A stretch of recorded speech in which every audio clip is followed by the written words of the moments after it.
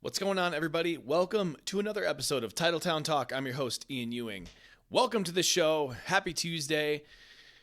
We are coming off of the Green Bay Packers 27-23 victory against the Arizona Cardinals, and on today's episode, we are going to talk about it. Yes, our Green Bay Packers just defeated the Arizona Cardinals with a late fourth quarter comeback, a gutsy call from Matt LaFleur, some clutch throws from Jordan, clutch runs from Josh Jacobs, catches from Tucker Kraft. Most importantly, the breakout game that we've been waiting for from Micah Parsons. What I just did there, the exhale, I did that about 20 times after the game ended. This was way closer than I expected.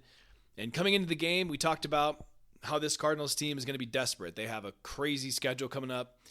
And coming into the game, like I said in the pregame, they have been in every single game they've played. For the fifth time in a row, they led going into the fourth quarter, and they ended up losing. So I did find an interesting stat after the game. Maybe some of you have seen this.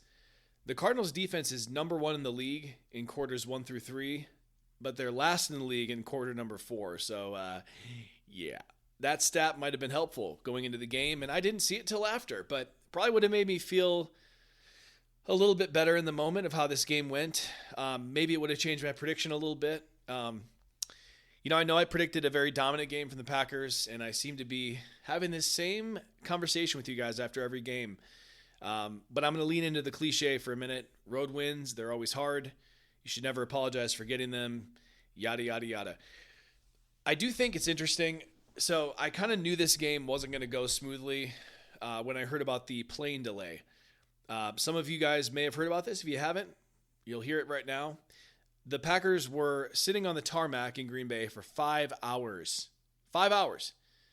Due to engine trouble on their plane. So they literally sat on their plane for 5 long-ass hours, essentially talking through the game plan, feeling out whether or not, what they're going to do in the game, all this stuff.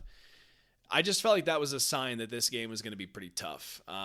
We talked about the pregame episode. The Cardinals, like I said, have been in every game this year. They were beating the 49ers, the Colts, the Seahawks in the fourth quarter in every one of those games. And honestly, that Seahawks game, I think it was a Thursday nighter. I thought they were going to win that game. I really did. That Seahawks team, guys, is probably the toughest team in the NFC. I was really, really impressed with what they did last night against the Texans. I've been impressed all season with what they've done in some of their games. I just think it's a good lesson when previewing these games to look at some more context. So I definitely learned a little bit myself.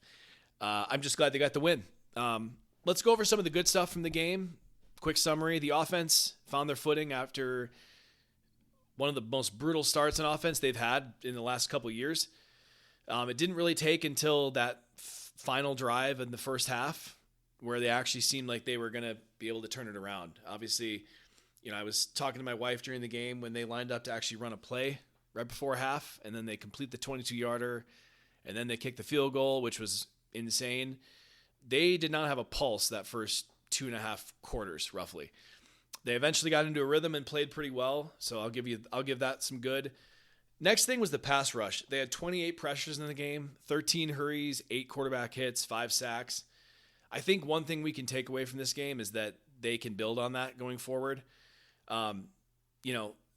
This is not a bad offensive line on the Cardinals at all. The Packers are going to face way worse offensive lines as the season goes on. I think they're going to face a worse one this weekend in the Steelers. I think Aaron Rodgers has been under hell quite a bit of the year.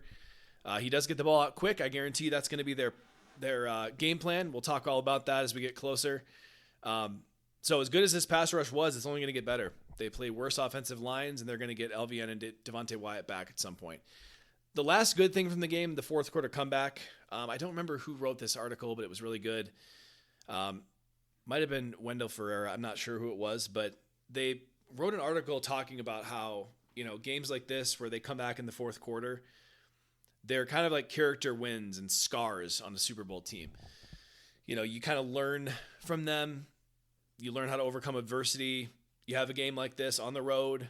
It's kind of a true test of character. So I do think it was good to see them, hit some adversity in the game and come back and win it. And I think it was impressive the way they did it as well. Some gutsy calls, some really good throws, some crazy good running from Josh Jacobs. So lots of good in the fourth quarter comeback. The bad.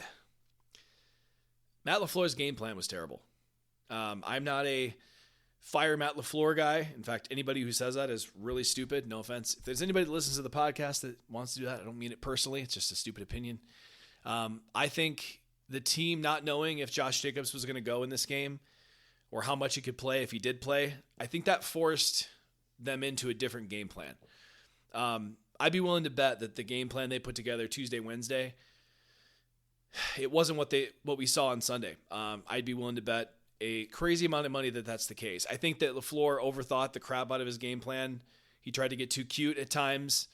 I felt like the majority of the game, though, they looked completely unprepared from a game plan standpoint. They were very few times. I watched the game 3 times. I watched the All-22 yesterday for a while. There were so many plays where nobody was open and there was nowhere to throw. Part of that, yeah, your guys got to win, but that's also scheme. And that's what LaFleur is supposed to do better than any other coach in the league, is scheme people open. There were almost no places to throw the ball, almost probably 60% of the time for Jordan. And in a game like this where, they're daring you to throw it, you got to make plays. And props to the Cardinals for covering stuff up in the back end. The other bad, probably the worst of the game, horrific game from Nate Hobbs. He played absolutely terrible in this game. 47 grade from PFF, 42 coverage grade. It was so bad that I wonder if he was playing through this injury. I know maybe some of you saw the injury report coming up to this game. There was some question as to whether or not he would play. And going forward, if you're that beat up, you probably shouldn't play. And let's just say this. The Nate Hobbs I saw on tape when I watched him in the offseason when the Packers signed him, the Raiders tape from the slot, from the outside, wherever he's played, it's never even been half this bad. So do I think he's going to make an improvement as the year goes on? Yeah, I do. But I do think it was pretty disappointing. And at some point he should have been pulled for Carrington Valentine. Clearly if you've proven that you can play in this league and then you play that poorly, there's something going on, right? So definitely disappointing from Nate Hobbs. The last bad on the game, penalties. Oh, the penalties. They had 10 penalties for 95 yards. The vast majority of those penalties happened on defense on critical downs.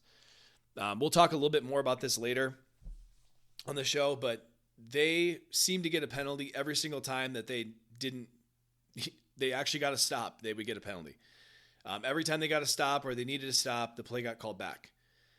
Found out pregame, this referee crew, they throw more flags than any other crew in the NFL. I guess the head referee is a new guy, so you got to think maybe he's just trying to pump his ego up a little bit. But the penalties were just backbreaking, whether it was the hip drop tackle from Micah or the defensive pass interference from Evan Williams.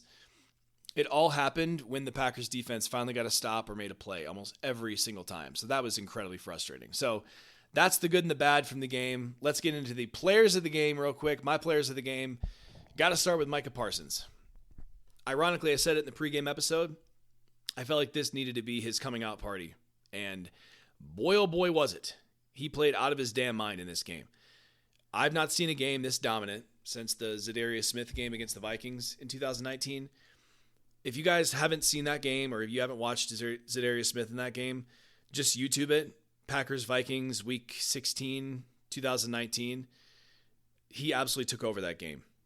And I never thought I would ever see a game that good in my entire life. And then this game happened. You got to throw the Charles Woodson Ravens game up there in 2009. But last night or Sunday night, the Packers would not have won that game if Micah wasn't on the team. It's that simple. That's how big of a difference the guy made. He ended up with a 92 grade from PFF, which is an elite grade, obviously. He had a 43% pass rush win rate. Nobody in the Packers last year, the entire season, had better than a 22, just for perspective. He obviously had the 3 sacks. Depending on where you look, he had 10 pressures. PFF had him at 8. I thought 10 is a much more accurate number. I counted 12 when I watched the game back. 12 plays where he either influenced the play or he got some sort of rushed throw from the quarterback.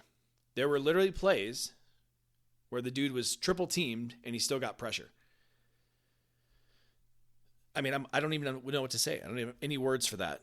The dude is an absolute freak show. And again, the other guys needed to step up. When you're getting triple teamed when you're triple teaming Micah Parsons, the other guys got to step up. And we'll talk about a few of them in a minute, but insane game from Micah. As of this morning, he's got the best odds to win Defensive Player of the Year. And I think that it's his to lose at this point. That's how good he's playing this year. Basically got 4 sacks in this game. He was the best player on the field yesterday. Quay Walker. Yes, he had some mistakes in coverage. There was one that was massively frustrating. You could argue that both touchdowns to Trey McBride were his fault. But he played insanely well in every other facet of the game. He rushed the passer 8 times in this game. He got pressure on 5 of them. And this is something he did a lot in college at Georgia. They sent him on blitzes a lot up the middle. And there was a play in this game, go back and watch it, where he absolutely sent the running back into hell, basically on that blitz. He absolutely decimated their running back multiple times, by the way. And props to the running back for picking up the blitz, but when you're blitzing, it's not about always getting the sack. It's about disrupting the play, and he certainly did that. Like I said, they blitzed him a lot in college. I don't know how you watch his college tape and not blitz him enough. I thought that our boy Joe Barry was one of the worst defensive coordinators in the NFL. He almost never blitzed him. And last year, I felt like Hafley blitzed Edge Cooper a bit more than he did Quay.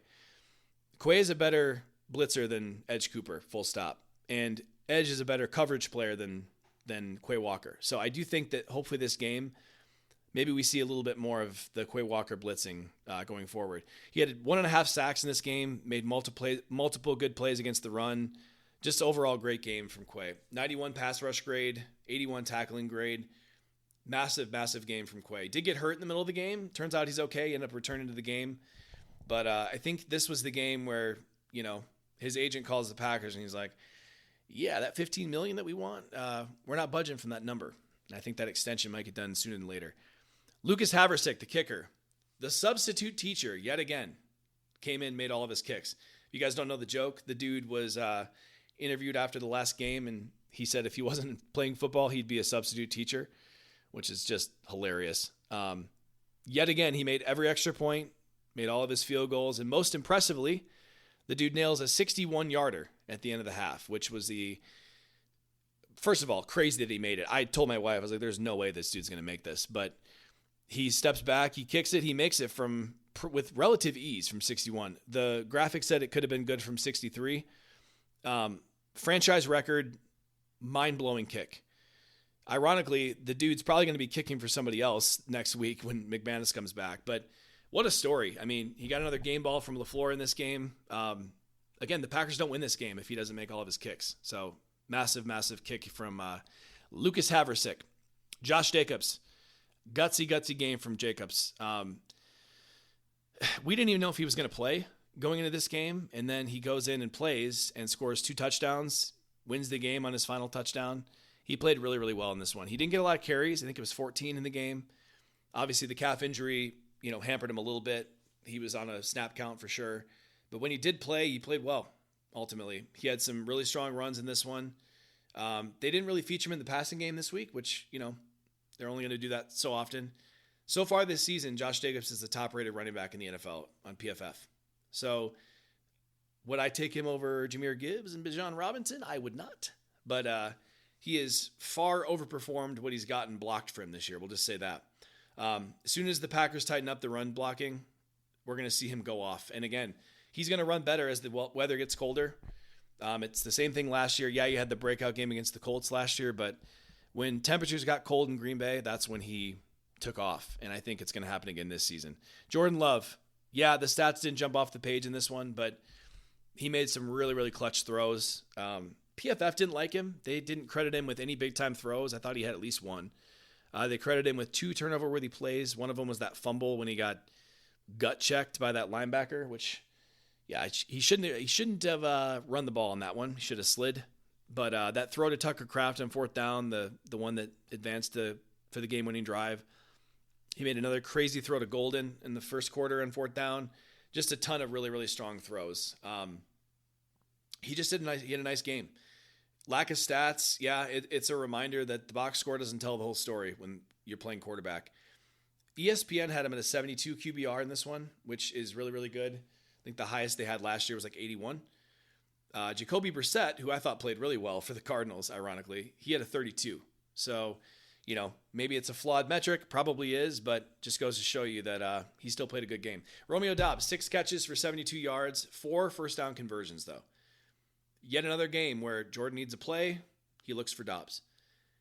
He got separation all day, didn't drop a single pass, showed strong hands. He shows up every week, guys. This dude is clearly the number 1 wide receiver on this team. We'll see what happens when Watson comes back. We'll see if Golden grows into that this season. I think he might. But as of right now, Romeo's your number 1 wide receiver, and he's not going anywhere. I did get a fan question that asked me about Doubs again.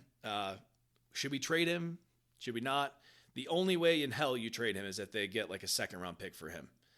And no one's going to give up that. So, no, he's not going anywhere. We'll just say it at that. Rashawn Gary, I said in the pregame, I just said it a minute ago, somebody else needed to step up on the defensive line with Micah being basically quadruple teamed at times.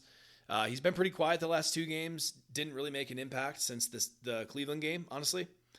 And in this one, he came to play. He had 4 pressures. He had the sack fumble that basically switched the game in their favor.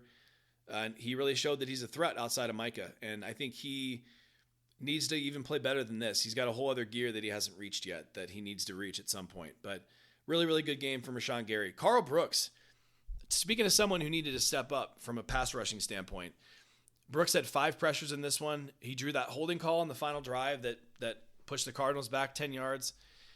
If he didn't get the holding call, there would have been a 15-yard loss on the sack. But, the refs did call holding for once. I can't get too mad. Look, I was about to say something a little too nice about Carl Brooks, but since Wyatt's been out, he's had 12 pressures in 3 games. So I will say this. He is still, a rotational defensive tackle, yes. But I do think he's got a higher ceiling than we've seen. And you saw a little bit of his rookie season. Last year, I thought he was bad, honestly. But where we saw an improvement in this game, he actually played really well in run defense. He had a 74 run defense grade in this one. Pretty good for your 3rd-string defensive tackle. So those are my players of the game. Let's break down the offense as a whole. So let's start with the top 5 grades on PFF's grading. Zach Tom at number 1, 74.3. Hats off to Zach Tom. He's clearly hurt right now. And he played through it again and ended up with a really good score in this one. 75 pass blocking grade. Number 2 is Rasheed Walker, 72.1. He was against Josh Sweat that whole game, and Josh Sweat was quiet. I didn't even hear his name once. This was Rasheed Walker's best game of the season by far. So massive tip of the cap to Rasheed Walker in this one. Again, this offensive line has to play better than they have. The Packers would be, 6-0 right now? 7-0? I forget that. No, 6-0. If their offensive line hadn't gotten hurt. I firmly believe that. They don't lose that game against Cleveland. There's no way. They don't lose that game against Dallas. So again, I do think tied the game against Dallas.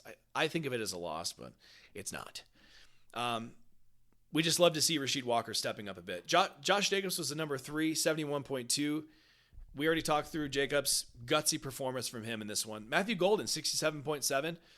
4 catches, 37 yards. All 4 of his catches were first downs. So again, when Jordan needed him, one of them was a 4th down, ironically. Golden was there. He caught every pass, and he's continuing to step up. I think Matthew Golden's going to end up being a go-to guy at the end of the season who you might even need to feature. Then Romeo Doubs, 65.8, number 5. Quick honorable mention, Aaron Banks. I have heard nothing good about Aaron Banks from all the people that I trust that evaluate offensive line play. And, seeing how much money they gave him, he's essentially making $20 million a year, 22 or something like that. He has not played up to that contract whatsoever this year. In this one, 65.5 grade, but he had an 81 pass blocking grade. So I was really encouraged by that. Again, 2nd straight week of the entire preferred offensive line playing together. And I hope it's something they can continue to build on because I like what I saw from them this week. And again, the Cardinals defensive line, not a bunch of, backbreakers, but they're good. And this is a good performance from all of them. Offense overall, they started out well that first drive. I think that first drive sort of screwed them a little bit, and they sort of spiraled after that the rest of the first half. So, they go for it on 4th down. I think they were at the 40-yard line. Jordan audibles, he throws deep to Dobbs, and they just completely miss there. Dobbs was running like a skinny post. Jordan thought he was running a straight vert, and I think that's why the throw was inaccurate. Now, Jordan would never blame Romeo Dobbs for that, and he didn't. Jordan said he needed to make that throw, and he did, right? I'm not saying he should be absolved of that, but just some miscommunication there, and I think if they hit that pass, they win this game a lot bigger than they did. I mean, obviously, they would have been over 30.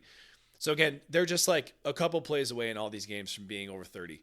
That's just another example right there. They didn't get any points on that drive, right? So that's another reason why this game felt like a little bit closer than it should have, right?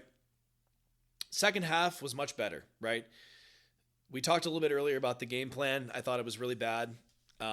Really bad play calls. There was that 3rd and short in the first quarter where they run that sweep play to Emmanuel Wilson. So not even your best running back. And the strength of their offensive line is up the middle, and they run a sweep. I mean, I still just am perplexed by that.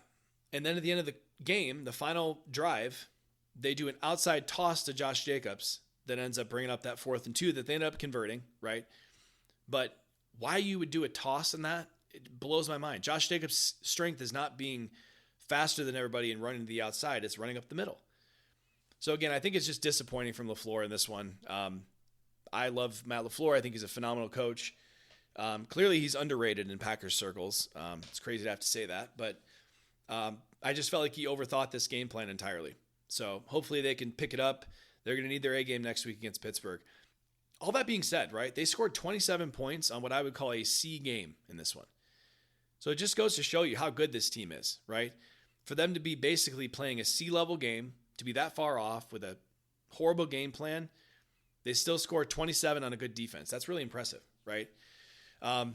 So, again, I didn't hear anybody talking about the way the Cardinals play, right? Their first to third quarter, they're really, really good.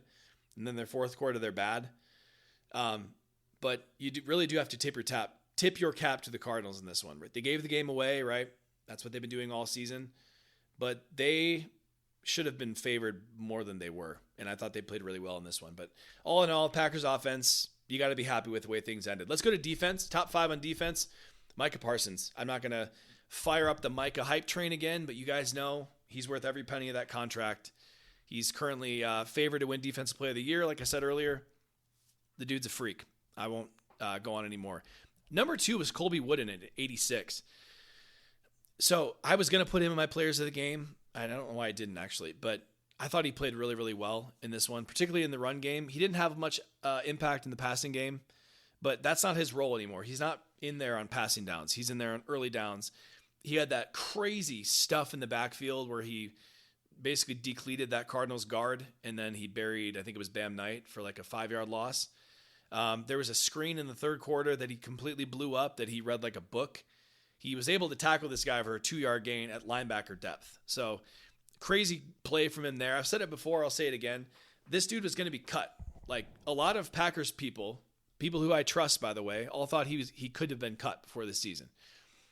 And what does he do instead? They trade Kenny Clark, and he steps up like crazy. You just have to tip your cap. He's one of the biggest surprises of the entire year this year. And another good game from Colby Wooden. Number 3 was McKinney, Xavier McKinney, 77.9. Really quiet game for McKinney. Didn't really fill up the stat sheet. But when you're talking about a guy playing in the backfield, the defensive backfield, you sometimes don't want to hear their name. The less you hear their name, the better. They tested him a couple times deep. He covered his guy every time. Another solid game from X. I think the turnovers will come later in the season. I actually have a feeling he's going to get a pick this week against Aaron Rodgers. I have a feeling. Rodgers has thrown a lot of near interceptions this season. He's only got 4, but he's got 9 turnover-worthy plays this year. So I do think that they're going to get one next week, and I think X is going to be the guy to get him. Number 4 is Javon Bullard with a 73 grade. Continuing to stack good games from Javon Bullard. Is he a guy you want covering a number 1 wide receiver or even a slot receiver? No. But I'd take him on a tight end. I would take him on a running back. And in run defense, he's been insanely good this year. So really, really like what I've seen from him. Number 5 was Carl Brooks, 75 pressures. But again, more importantly, he had a 74 run defense grade in this one. And that's where he's not been very good in the run game. In this game, he was pretty damn good. And really, really happy with Carl Brooks. 5 pressures in this one. Honorable mention really quick, Isaiah McDuffie. He scored an 80 in this game in limited snaps. Just so you guys know, if any of you do look at PFF grades and you don't hear someone's name in here, it's because they didn't play enough snaps. That's why I leave him out. But he tackled well in this one. He was where he needed to be. Thought McDuffie played a good game. I actually thought Tyron Hopper played well too when he came in for Quay. PFF didn't like it too much, but he blew up a running play that really well when he came in. And there were a couple really nice plays from Hopper. Really, really quick on Nate Hobbs. He played terrible in this one. I have to admit, I'm a little bit nervous about the cornerback position. I've been trying to be pretty charitable and generous in my evaluation of the cornerback room this year. I think Carrington Valentine should be getting all the outside corner reps right now. I know he spelled Nate Hobbs a bit in the Dallas game, and he had a couple of bad reps against George Pickens. Well, Pickens has 600 yards this season and 6 touchdowns. He's making a lot of people look bad. I think that Carrington Valentine needs to play a bit more. LaFleur was asked yesterday in his presser, doesn't sound like Nate Hobbs is going to be going anywhere soon, right? And that's probably for the best. But I'm just getting a bit more concerned as the weeks go on with the cornerbacks. I'm a little bit nervous too, from the defense in general. They're missing LVN and Wyatt. I think getting Wyatt back specifically is going to make them a lot better. But they gave up 280 yards to Jacoby Brissett. Joe Flacco looked pretty good against them in the game last week. They're going to be playing a lot better quarterbacks this season, and one of them is Aaron Rodgers this week. They're going to need to play a lot better than this. The cornerbacks, I think that Goody might give them a look at the deadline. Goody's been pretty active at the deadline the last few years. It's been in giving players away. He hasn't acquired anyone. But you do not make a move for Micah Parsons, one that you spend all your money, well, not all your money, spend a bunch of money, you trade 2 first-round picks. You don't do all that unless you think you're ready to win a title, right? Or at least this year, next year, maybe 2 years down the road. It doesn't make any sense for them to have a big gaping hole in their defense right now. So I do think that he's going to be in some of those conversations for corners. If nothing else, just bring a guy in for depth, right? I know there's been some talk about Asante Samuel Jr. I think he's a really good option if he's healthy. I don't think he is healthy yet, but we'll see. Ultimately, I think Nate Hobbs is just going to start playing better. That's going to be the solve. I think that, again, based on what I've seen from his tape in the past, I think Nate Hobbs is much better than what we've seen. In 2024, he played well. In 23, he did too. He was on the all-rookie team in 2021. I would be shocked if he plays this bad again this season. I do want to make one point. I've seen a lot of by the way, my Titletown Talk Twitter page, go follow it if you haven't. I try to tweet quite a bit during the day and the week, especially during the game.